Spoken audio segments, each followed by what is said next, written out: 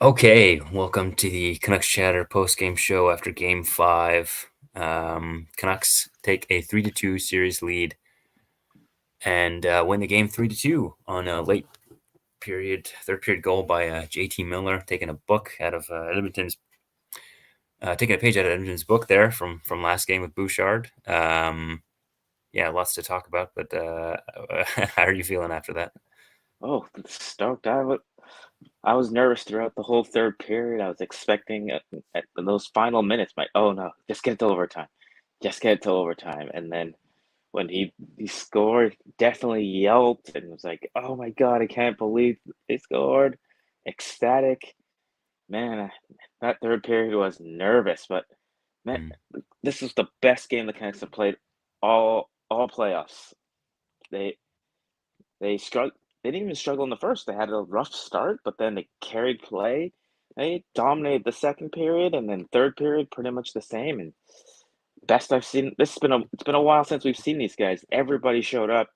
Uh, Unfortunately, Ian Cole did show up for the Oilers again, but other than that, oh man, this was a great game for the Canucks.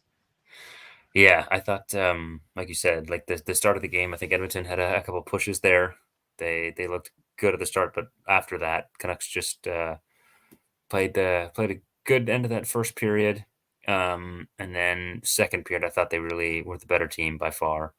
The shots indicated that as well, and then the third period, they also looked better. They looked like they were pressing for that go ahead goal. It wasn't happening, and the longer the game kind of goes, you start to think, oh well, the next shot goes in, it's probably going to win this game, and then it can go either way. And yeah, luckily for me, I'm all as you know, I'm over visiting some family here in Toronto, so I'm 3 hours ahead. So I'm really happy that Vancouver ended it there before another overtime came in because it's about 1 a.m. for me over here. But shout out to JT Miller, thank you for allowing me to get some extra sleep here. But yeah, that was I thought he had a good game, and I also thought that Rick Tocchet talked after the last game. He kind of said to the media that he felt that there was, six or seven passengers, and you kind of can pinpoint which players he was talking about. But I thought, Pronik, Pedersen, players like that really stepped up their game, and they were noticeable. And probably for me, I don't know about you, the biggest thing of this game and why I think Vancouver won, which was a big difference, was their penalty kill. You know, the Oilers had 5 power plays. They killed all 5 of them off, and Edmonton's been clipping at 50%. They be able to kill 5 off. I think that pretty much sealed the win for them. What do you think?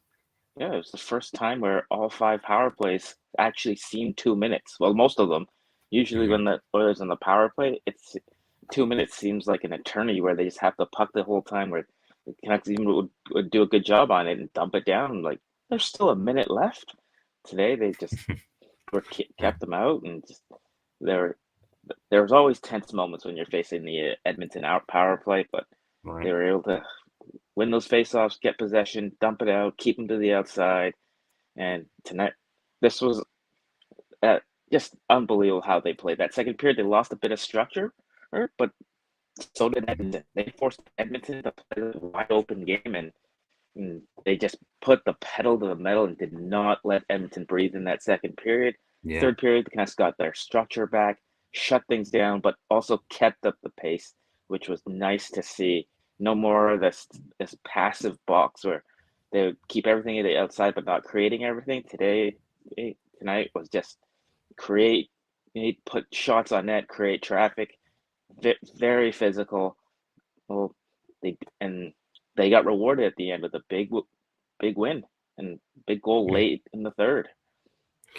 yeah. That's a huge goal with 30 seconds left. Like it's a 1 goal game. Anyone, despite Vancouver, like you said, being the better team for most of the night. Um, with one, next team scores wins, anyone can win that game. So there's a chance Edmonton can pull ahead, even though Vancouver probably felt, really good about their game. I'm just taking the look at the stats here, some of it. Yeah, Vancouver 35 shots to 23 at Edmonton's face-off percentage. They're 57%. Both teams no power play goals.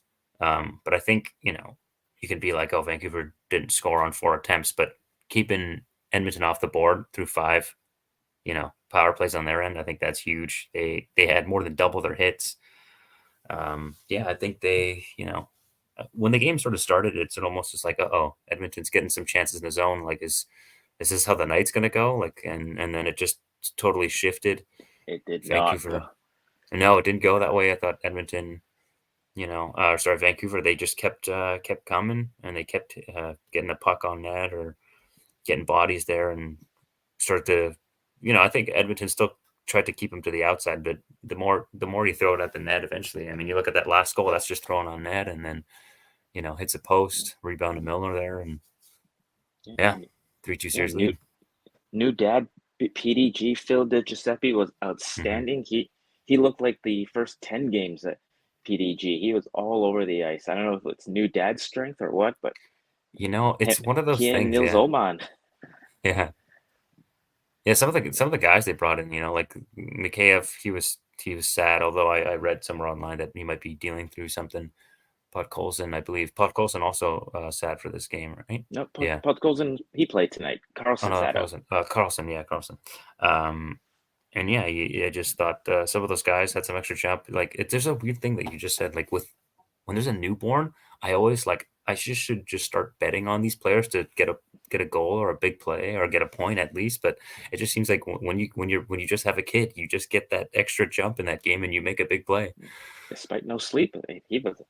Yeah. Yeah, I don't know where this PDG came from, but I'm glad to see he was big.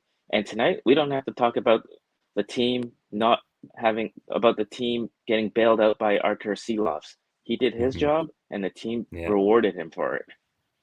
Yeah, he didn't have to face a whole ton, right? I think he faced what 20, what I forget what I said, 20 something shots, and they weren't 24 like, or something. Yeah, yeah, and they weren't like, there's a couple of great chances, but there wasn't like tons of grade A chances on Edmonton's side, so you kind of yeah, limit their chances. You threw a lot of that, this was probably the first game where like Edmonton's goalie didn't allow a bad goal, but you still found a way to yeah, win, right? So yeah, because he was playing pretty yeah. good, Pickard, yeah, Yeah, Pickett, I'll give him credit. He did play well, and Silovs had better goaltending because he didn't need the posts. yeah, Just because apparently good goaltending doesn't involve the post, and there were no posts tonight, and yeah, yeah. Silovs did his thing.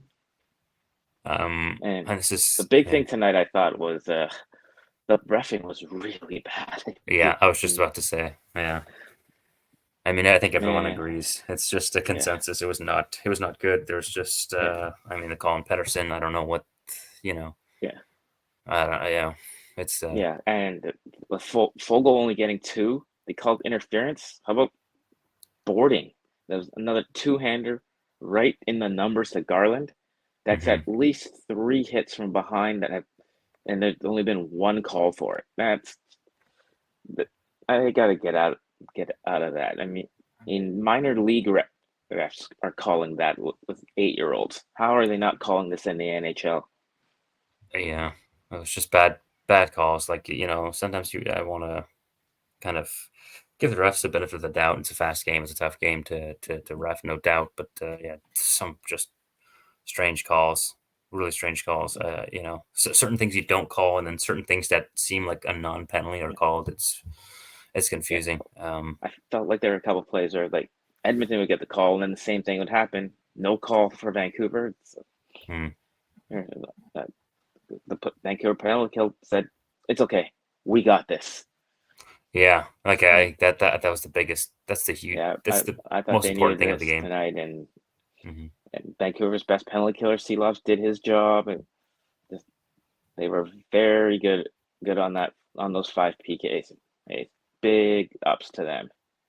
Yeah, yeah, they did a great job on the penalty kill. They just what I noticed too. They're just way more aggressive. They would go after the Edmonton players right away and don't give them any time and space. Don't give them any time to set up and look for that open man. Just pressure them and yeah, it paid dividends because they kept them off the scoreboard on the power play.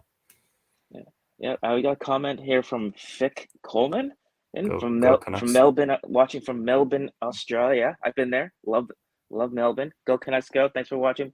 And man, I know it's in the afternoon. Thanks for spending your springtime.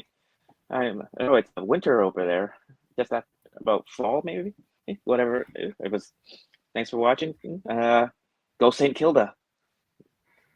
Yeah. Thanks for following. It's, Canucks fans are everywhere. It's nice to see that they're tuning in from different parts of the world. Yeah, goaltending. I think both sides was good.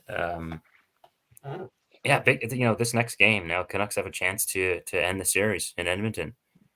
Game 6 is going to be a big one. They get two cracks at it, but you probably looking from Vancouver's point of view, you'd rather not go to Game 7. You want to put them out, and that's going to be a big test, I think, on Saturday to try to eliminate the Oilers because they're going to give it their best game. So, Yeah, they're going to be pushing. They're going to be physical. mhm. Oh, they're going to get calls from the refs probably, and then they won't complain about the refs as usual. So the Canucks are going to have to prepare for it. Hopefully, I will. There will be. Hopefully, I won't be able to have to go to Game 7 because that means no pod for us. Right. If it goes to Game 7, you're going to Game 7, right? Yep. Yeah. So how does that work? I'm assuming you'd rather them win in 6, but like Yeah. going to a Game 7 is kind of exciting. I do not want to Where watch Game 7. I don't know. I want. I'm okay. I'm more than okay with Game 6 being the end of this series. That's Please, fair. Yeah. I want the Rogers place to be dead quiet around 8 o'clock on Saturday. Yeah. Okay. All right. I feel, yeah. That's a true fan speaking. Then yeah. Yeah, it's gonna be a big one. But Canucks have put themselves in a good position, right? You got the series lead. And I think in a sense, the team that deserved to won this game.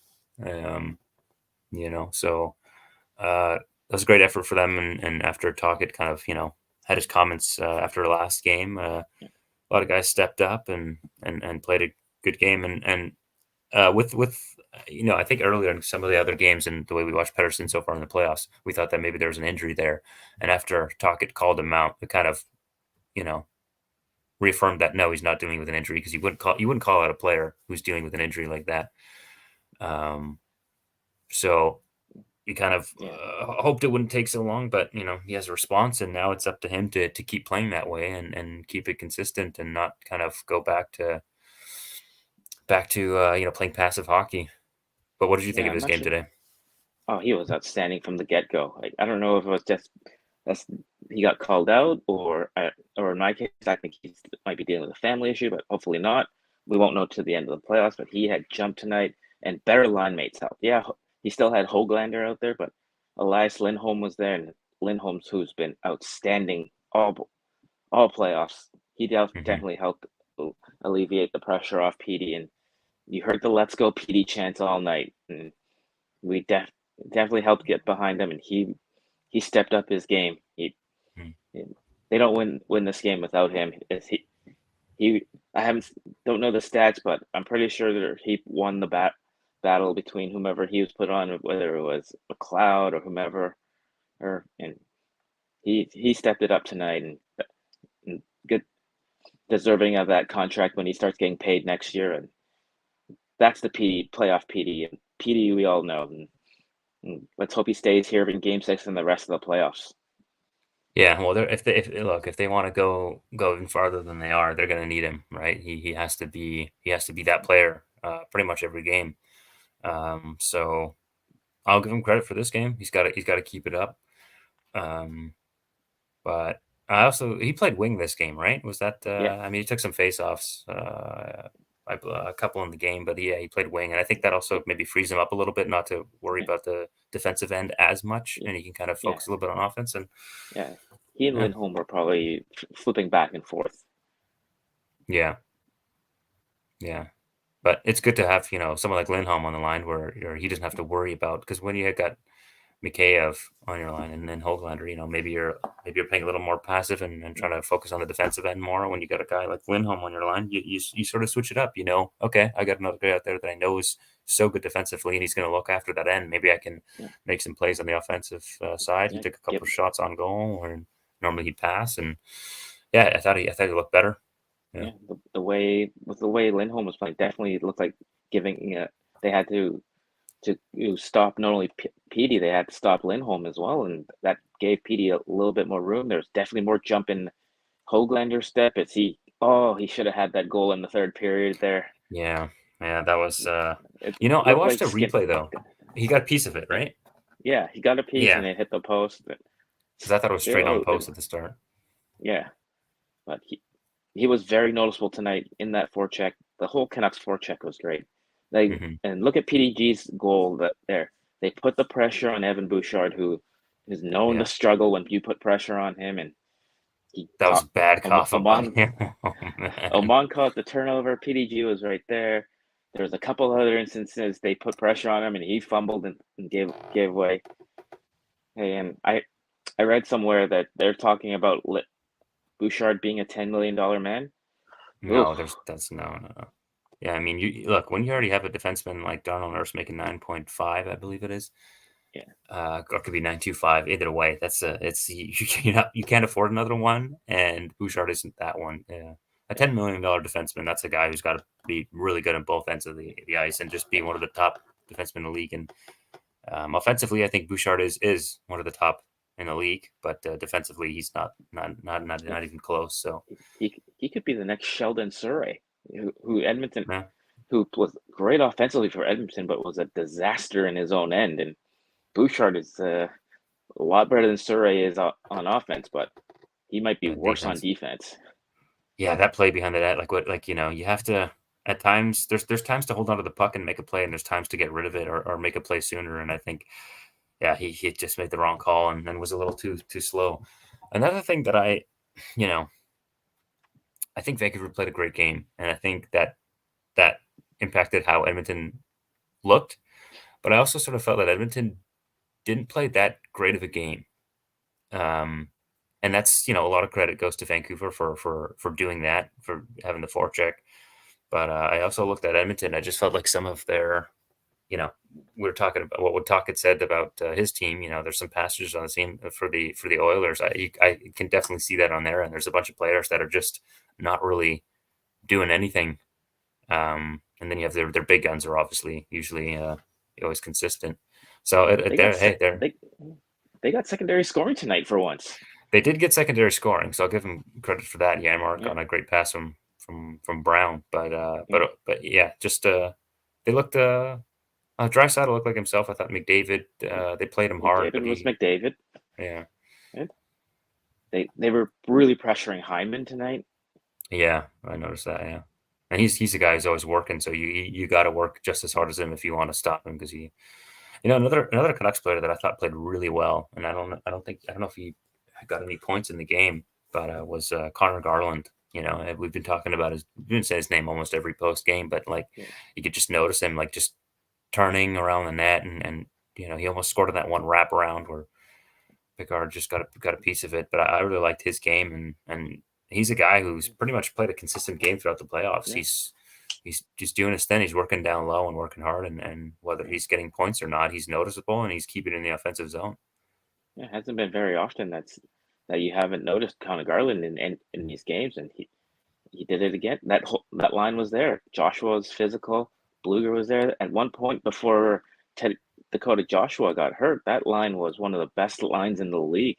They Hmm. were scoring in bunches, and once Joshua got hurt, that also coincided with the Canucks having a little bit of a slide, and they kind of broken that up lineup until tonight.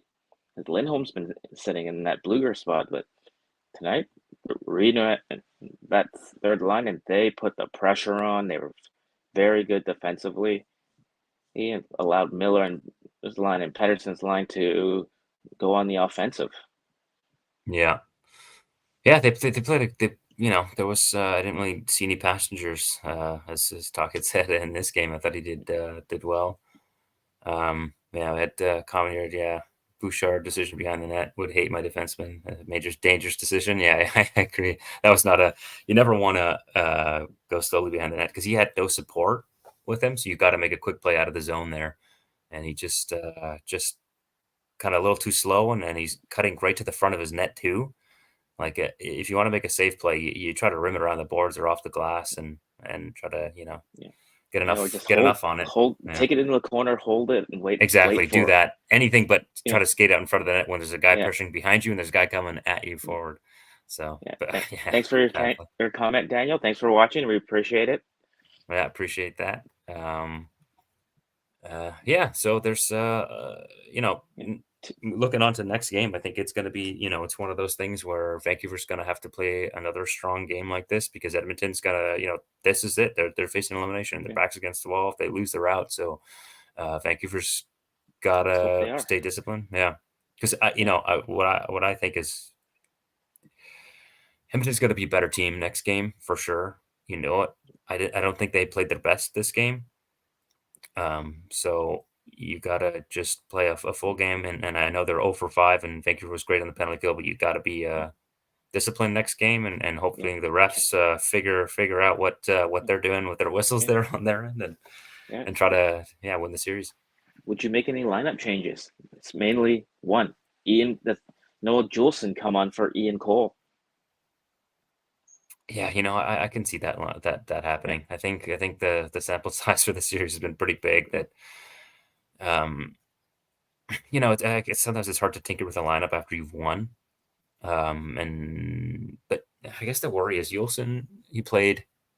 Has he only played one game in the series? Yeah. He's played one game each Yeah, just series. one game. Yeah, so that's another thing too. Is like it's hard to get in a rhythm and pace Yeah. of the series when you're not in the lineup. So throwing him in is Yeah. He only did make the one mistake. Yes, it was a exactly, yeah, massive mistake, but he he wasn't bad otherwise. And Cole has just kept struggling. Like, he almost scored again tonight, and that yeah. would have been a big issue. The other possible lineup change is which I don't know if you can do this. If Demko's healthy, do you put him in? So, oh man, yeah. This is, I think. So earlier on, I think we talked about this. You said Yeah. you're going to put him in, right? Do you Yeah. stick by that, or you change? Do you change your mind with what you're seeing with Sealobs? Oof.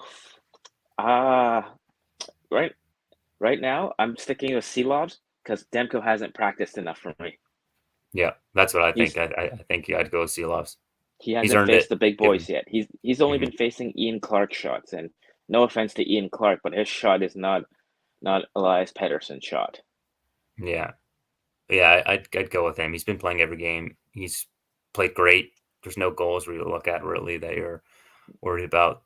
The only okay, this is such a hypothetical. I don't know why I'm going to throw it out there, but I will, just to I'm interested. If somehow Vancouver loses Game 6, do you go back to Demko then? That's a tough I one. think I would. To Demko, yeah. I feel Well, with your Bubble season on the Demko's line. ready. If they're not going to throw him out there if he's not ready. If Yeah. there's even he's slightly injured, they won't go to him, knowing Mhm. that the way Steelos has played, they're going to stick with him. It's not like he's struggling and fighting confidence, right?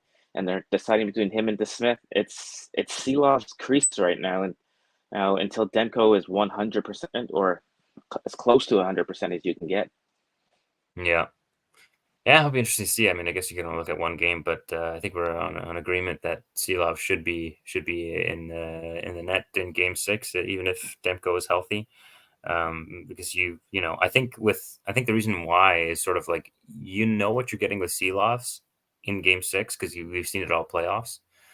With Demko, you're expecting him to be Demko, but there is that chance where he hasn't played, hasn't seen game action. This is the playoffs, right? This isn't he hasn't played a playoff game this year, right? He And it's played a one.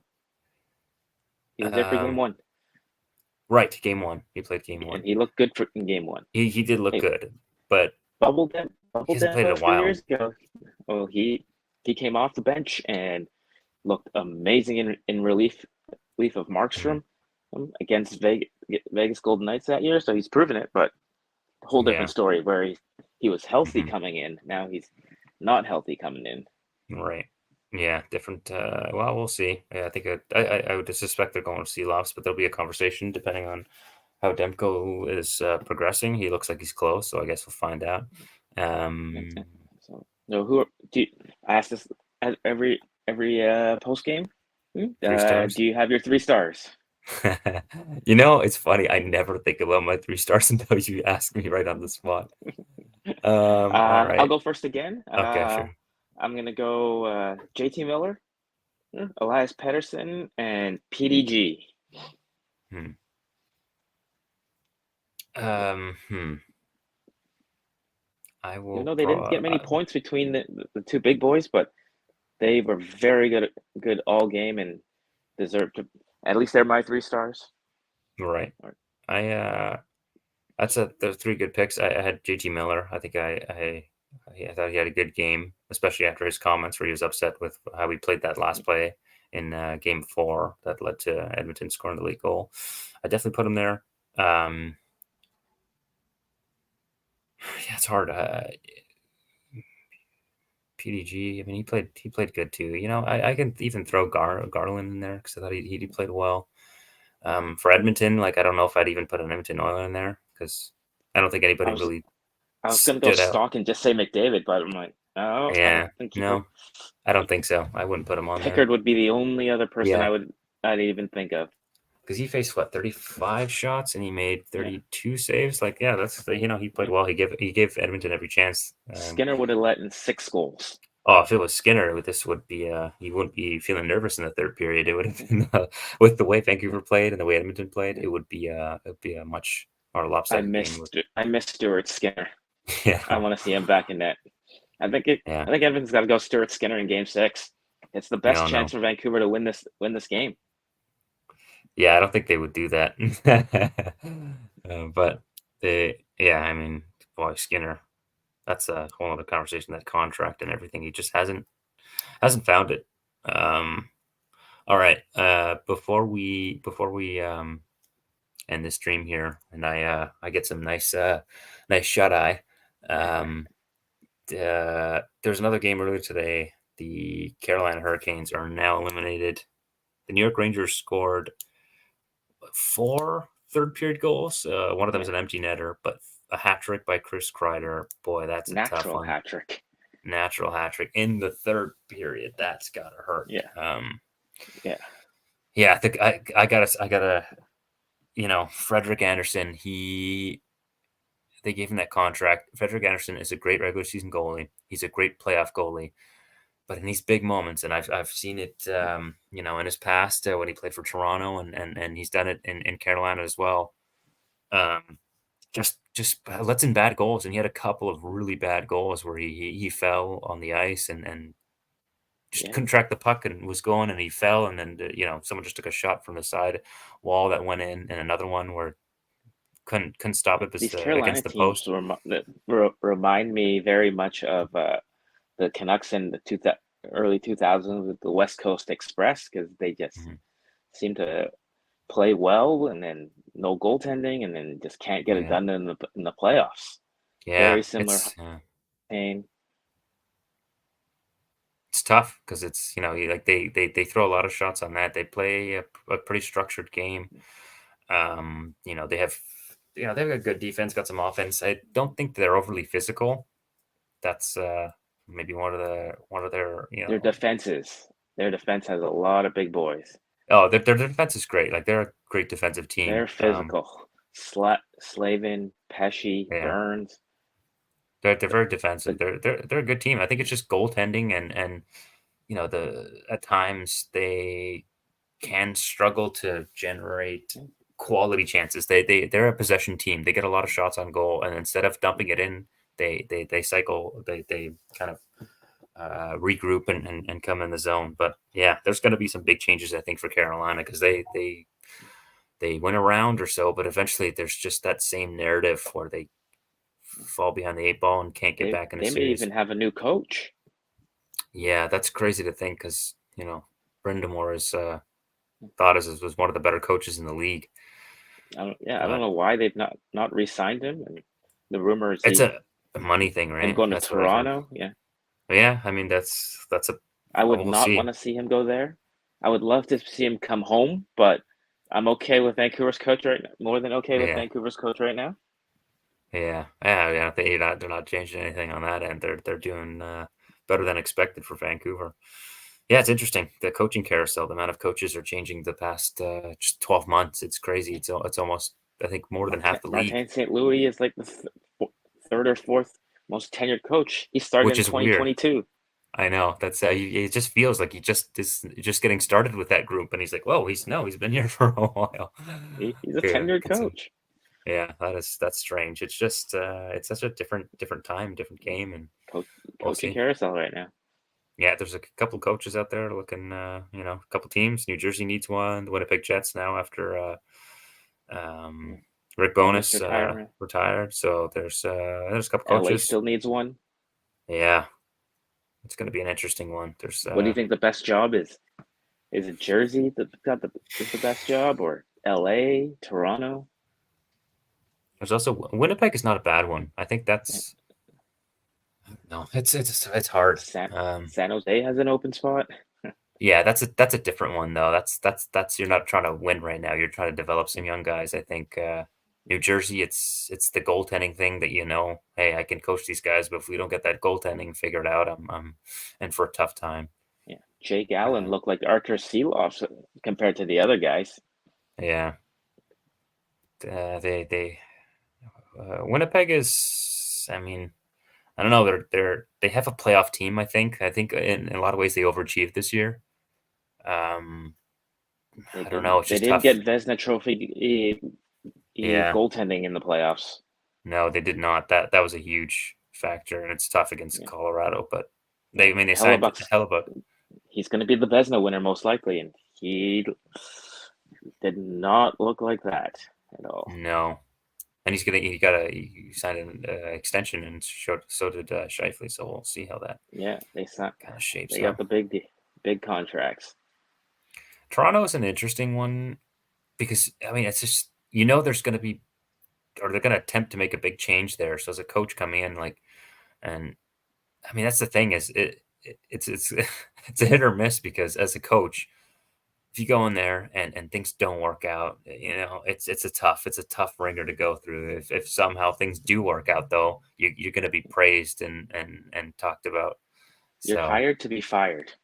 yeah, now we'll see. Like it's usually when coaches go to like a big market like Toronto, they don't look too good afterwards. But I think Sheldon Keefe is going to get a coaching job here, maybe with New Jersey. He's already Yeah, interviewed there, if so he we'll decides see. to coach, yeah, Yeah, yeah, if he decides to take a break. All right. Yeah, I'm good. If there's anything else you yeah. wanna talk about, but I think next game is Saturday, Game 6, chance for Vancouver to move on to the conference finals. That's Let's hope. Fingers crossed. that's Everyone big. wear their lucky jerseys. Do everything you did tonight. Redo it. Yeah, Bring that luck. I'm gonna be here still in Toronto, so I'm gonna be a few hours late. So I hope It's an early game. It's a 5 o'clock game. is it a 5 o'clock game on Saturday? Yep. Oh, nice. Okay, that's amazing. All right. Well, then, all right. If it goes to overtime, then I'd rather it not. But yeah, at Yeah. least I'll know I'll get some sleep. Okay, Yeah. perfect. Yeah. So I guess Thanks for we'll see each watching, other. everyone that followed, Yeah. and Thanks for the watching. people watching after us. Keep watching. We're good with you watching live or after the fact. Yeah, yeah, yeah. We're gonna be on YouTube there, so even when we're not live, give us a follow there on our Twitter handles. Like this video, comment, subscribe to us. It really helps us out. We really appreciate anybody tuning in, and we'll catch you after Game 6, and hopefully teeing up another series. All right.